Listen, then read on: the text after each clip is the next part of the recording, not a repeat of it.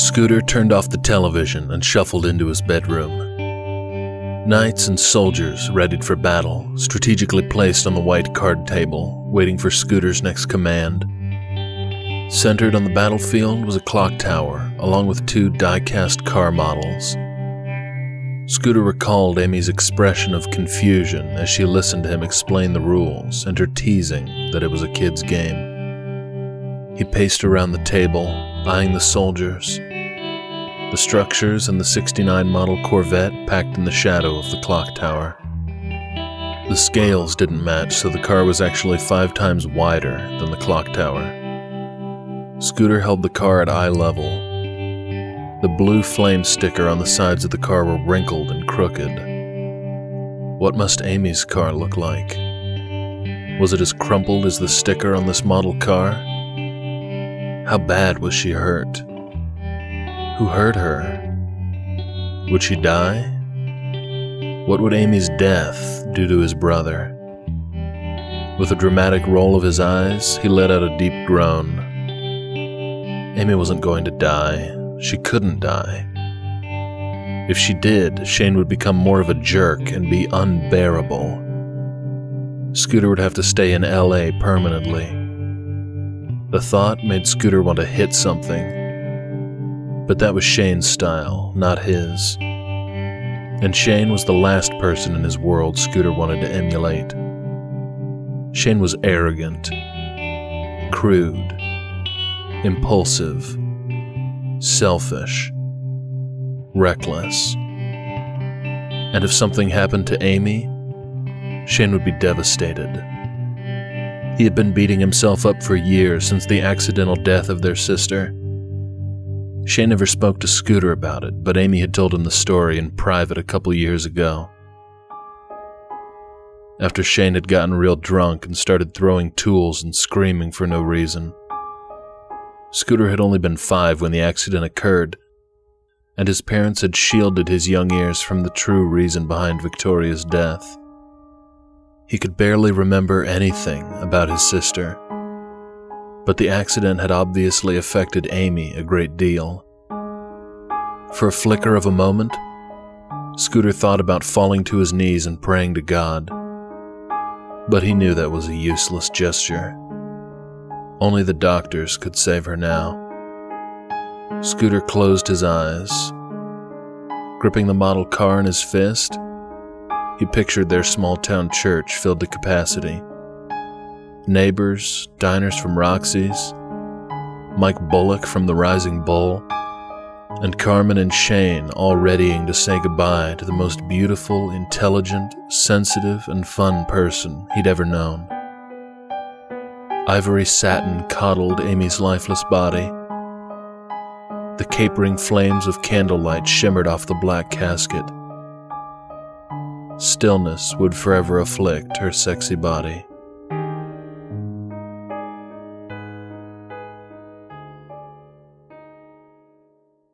Still circling the table with the pride of a wealthy collector eyeing his trove, Scooter scoped the mock battleground and the knights and army soldiers, all prepared for war.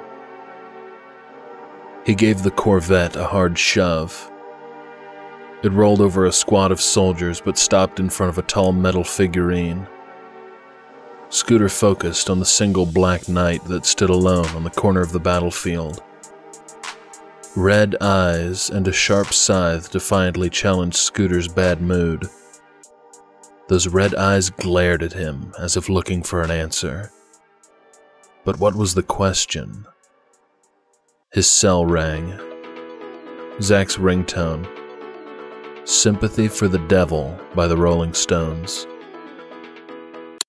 Ready to battle for the fate of the universe? I can't tonight. Amy was in an accident. Dang, dude, that sucks. Why don't you come stay over? Sorry, but not tonight. You know I'm always here for you, dude. We'll get through this together. Thanks. I just wish I knew if she was okay, if I could just talk to her. You can talk to me. I know. And I don't take that for granted. Don't you trust me?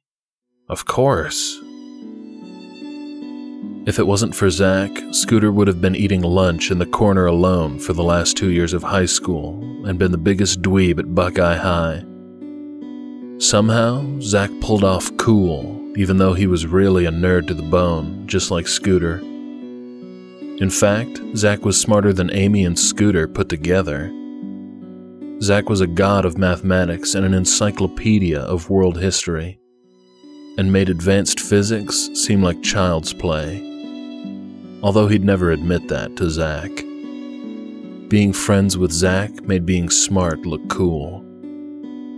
And the greatest things about Zach and Amy were that they both accepted him for who and what he was, and weren't constantly trying to change him. Maybe I can get your mind off things.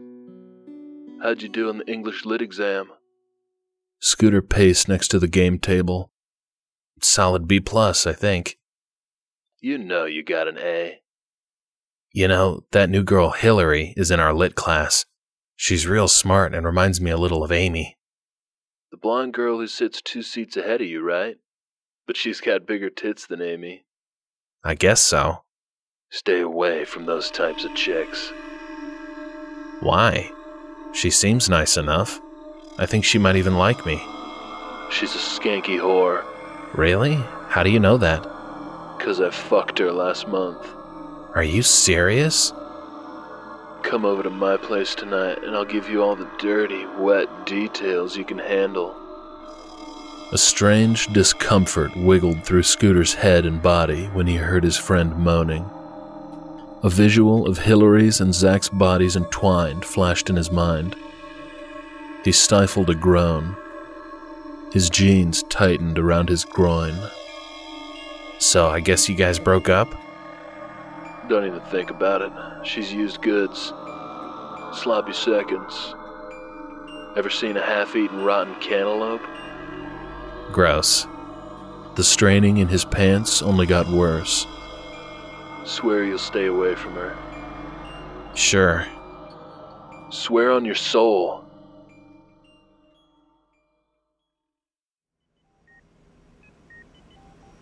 Amy blinked her eyes open. Her body felt heavy as it lay on a firm mattress. A thin white sheet in multiple ivory blankets warmed her body. Glancing down, she noticed a tube protruding from the back of her hand. An IV. She was in a hospital bed. The blurred silhouette of Carmen cleared into focus.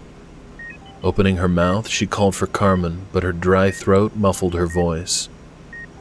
She took in a deep breath to try again. Carmen slid from the end of the bed and took her hand. Amy? Amy tried to smile, but her skin felt heavy on her face, just as her body felt on the bed. She looked around the room for familiarity. Do you remember what happened? Amy shook her head. Carmen smiled, but the gesture seemed forced. She was never good at masking her emotions. One of the things Amy loved most about her. Carmen. Carmen held a plastic cup of water to Amy's lips. Amy savored the ice-cold fluid on her tongue and throat. Thank you. Carmen patted the blankets over Amy's legs. I'll get the doctor. Before Carmen could take a step, Amy grabbed her wrist. Shane? He's detained at the moment. Amy shook her head. Her gaze drifted to the corner of the room at a plant. Purple flowers spilled over the sides of the ceramic pot. I promise I'll be by later. She must have seen disappointment in Amy's face. Disappointment Amy hadn't realized she even felt. Shane had a good reason for not being here. She read the trepidation in Carmen's face and stifled a groan. Hopefully Shane's absence had nothing to do with being drunk, indecent exposure, or a jail cell.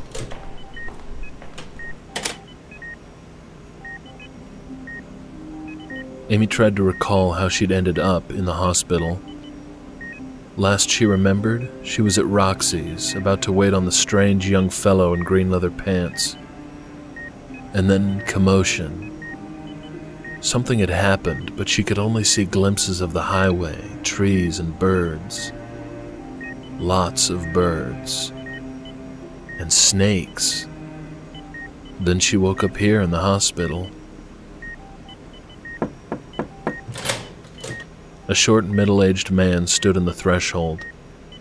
He was dressed in beige slacks, a striped shirt, and loose tie. He held a clipboard to his chest as he approached. Carmen stood at the end of the bed as the doctor checked Amy's heart monitor. "Are you in any pain?" "What happened to me?"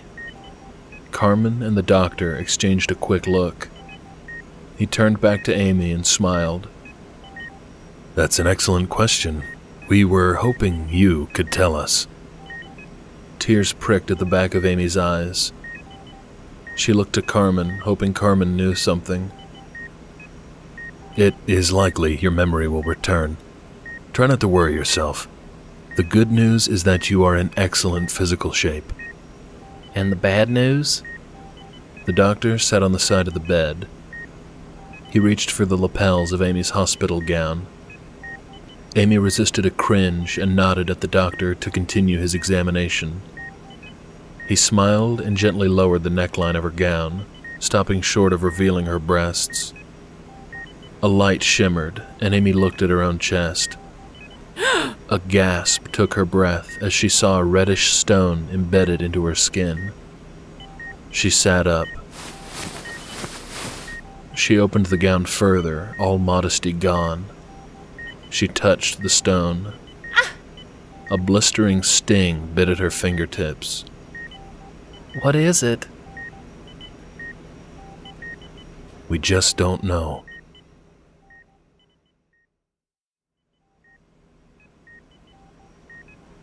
His head thick with haze, Shane opened his eyes.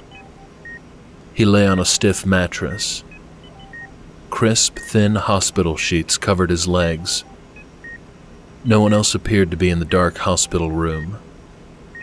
How long had he been out of commission? Where was Amy? Was she okay? Hadn't the doctor said that she'd be fine? How could he have lost it like that?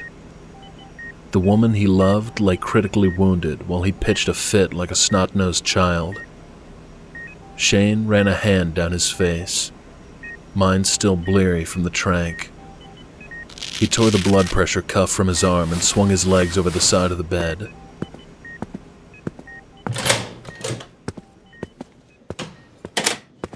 The obnoxious fumes of disinfectant seeped and bled from the hospital walls, and the odor made Shane want to whisk Amy home and get this whole damn day behind them. He strode down the hospital corridor. The taunting stench followed. He came to an intersection of winding hallways. As he scanned for a sign pointing toward ICU, he spotted Birch and Abe sitting in the waiting room. Birch approached. "Sensei Baker need to think happy thoughts, and Amy girl be just fine." He clasped praying hands beneath his chin. Shane allowed himself a smile before turning and heading for room 156.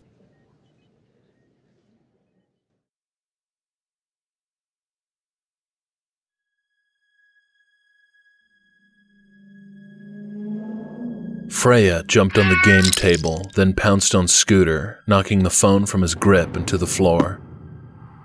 He scrambled and put the phone to his ear. "Zach, you still there?" "Swear on your soul."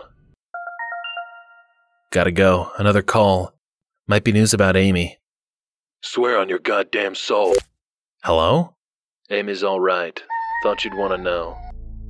"Yeah, thanks. That's great news."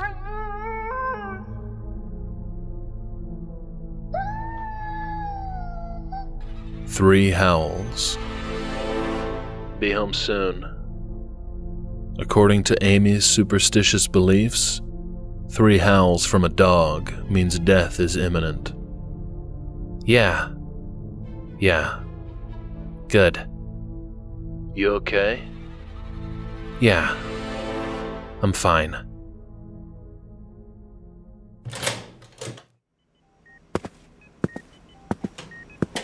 When Shane entered Amy's room, Carmen was standing next to the bed.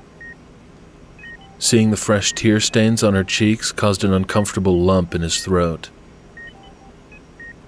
He folded his arms over his chest. Carmen wiped at the corner of her eye, her lower lip quivering. She's going to be fine. I know she is. I need the room. She tried to smile, but it didn't hold. Carmen threw her arms around him, her warm face buried into his shoulder. I used to constantly warn that crazy-ass girl about you. I told her you were going to love her and leave her. She was going to end up another notch in your belt. She wiped fresh tears from her eyes. But I was wrong. I know how much you love her, and I damn well know how much that girl loves you. Look, Bubble Tits, I really need you to get the fuck out of here with all this sappy shit. No problem, cockbrain.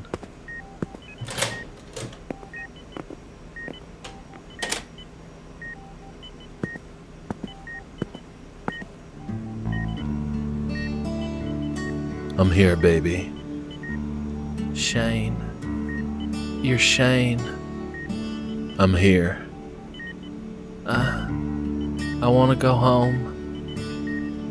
They're going to bring in a specialist next week to re-examine the abnormality on your chest. But till then, I'm free to get you the fuck home.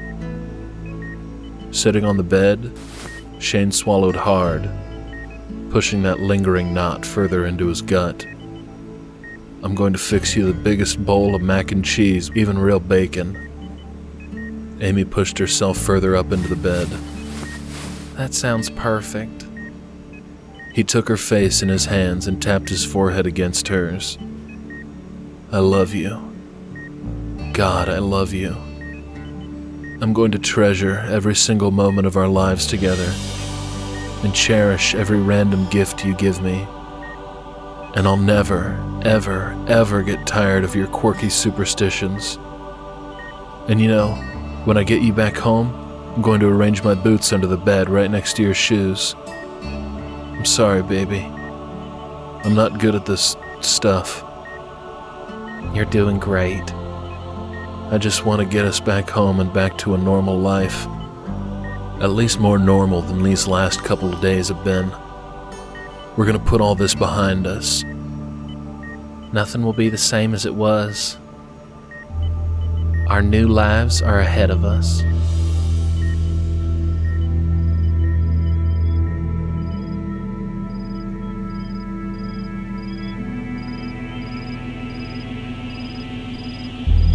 Elder Kai rested his hands upon the stone parapet of the Tower of Tribulations and met the gaze of the crescent moon hanging over the New Mexico desert.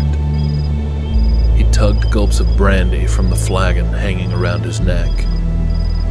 The lavender liquid scorched a somewhat painful but pleasant trail down his throat. "Elder?" came a stern voice from behind. Elder Kai stared at the moon and took another swig before turning to meet the prefect in his rigid stance. "You summoned me here in this devilish hour, Caldric, so get on with it." A frigid desert breeze sifted through his long hair. "It appears my reservations concerning your pupil were unfortunately correct." "Elaborate." "Atticus has been arrested and placed in the custody of the Buckeye authorities. The Templars fear the beast still lives and is mated with the female, and we still have no knowledge of the location of its lair. Get him released and let the warrior finish his mission. The decision is most simple." "Manipulation of the legal system would violate the Templars' ethic codes. Atticus was to find the beast. He failed. Now we will send in the Aconites to end the beast. All of this will finally be behind us." "All of it is before us. It has yet to begin." "You speak nonsense and I lack the patience. Your pupil. Your precious twin warrior has obviously gone rogue. My twin warrior? I have not always been alone in my confidence in him as one of the prophesized warriors. Your faith in Atticus is misplaced and unwarranted. You stand alone where he is concerned. I have to think about the people. From the pulpit, I thought we were paladins, not politicians. This is the 21st century. Crude swords are no match to the almighty pen. Tell me, Prefect. He sipped from his flask. How does it feel, leading the flock to the wolf's den? Caldric lifted his chin and turned on his heel, his long robe swaying about his nimble legs. As he neared the stone stairs, a gust of wind spiraled from the sky. The air wrapped around Caldric's frail body, constricting him much like the coil of an Amazonian snake. As he struggled to get free, Elder Kai forced himself to call back the gust he'd summoned. He had let his emotions escape him. Frustrated with his impetuous behavior, Elder Kai sighed. Atticus must be freed from incarceration. With long, confident strides, he approached, a scowl on his aged face. Atticus is a mockery. To the outsiders, he has foretold of the beast and the paladins of the order. And who gives a blistered Dillo's tale? It is without reason that we hide in the sands of New Mexico, and the jungles of New Guinea, and the mountains around the world. The world deserves to know of the evil that is defeated with every rise and set of the sun. You arrogant, naive fool. Prefect Caldric shook his head. The rigidness of his posture relaxed. A look of empathy reached his eyes. The decision of the Order is final. What will happen to Atticus? Will the court allow the outside to pass judgment on him? The court will deny the validity of Atticus's claims as a paladin knight. We fear his sanity is not his own. Elder Kai scoffed and pointed a narrow finger. Then let the fate of all worlds be on your hands. May the angels of heaven and hell have mercy on your pompous souls. Cease, Prefect shouted and held up a staff with a ruby-jeweled head. Your grip on your sanity is as threadbare as your pupils. Effective immediately, Elder Raiden Kai, you are dismissed from your post as active Elder of the Order of Abel. Elder Kai drew solemn eyes toward the reaching desert.